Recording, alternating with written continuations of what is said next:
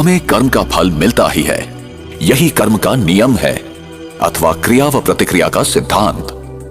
ये कैसे निर्धारित होता है कि कौन सी आत्मा किस गर्भ में और विश्व के किस कोने में जन्म लेगी, नर या नारी, किस रूप में? हम यहाँ क्यों हैं? मैंने यहाँ जन्म लिया और उसने वहां क्यों? मैं इस प्रकार का हूं और वो उस प्रकार का क्यों है? ये चीजें इस प्रकार क्यों हैं? क्या कोई ऐसा लिख देता है कि इसे ऐसा ही होना चाहिए?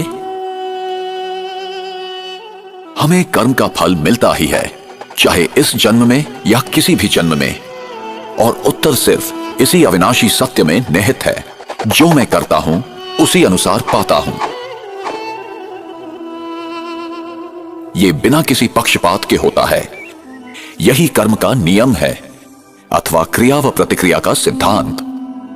विश्व का कोई भी नियम बदल सकता है, पर यह नहीं। हमें सही और गलत का ज्ञान प्राप्त करना चाहिए। ये हमारी व्यक्तिगत जिम्मेदारी है, जिससे हमें ही फायदा है। और हमें यह समझकर कार्य करना है कि हमारे किस कर्म का हम पर, समाज पर और पर्यावरण पर क्या प्रभाव होगा। उसका परिणाम अभी होगा अथवा भविष्य में। फल अच्छा होगा या खराब, प्रत्येक कर्म का फल मिलेगा ही।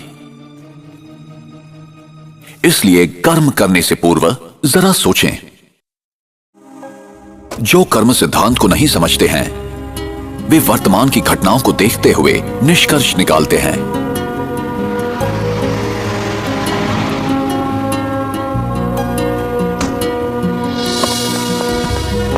वे नहीं जानते कि भविष्य में क्या होने वाला है। उन्हें दृश्य के बदलने तक प्रतीक्षा करनी चाहिए।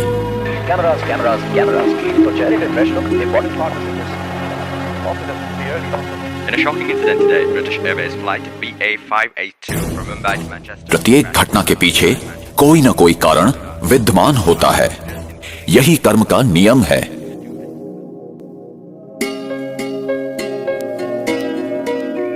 मेरा भविष्य इस समय किए कर्मों पर निर्भर है।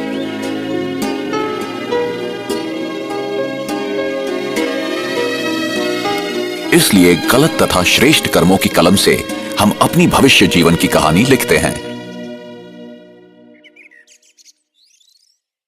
आप जो बोते हैं वही पाते हैं।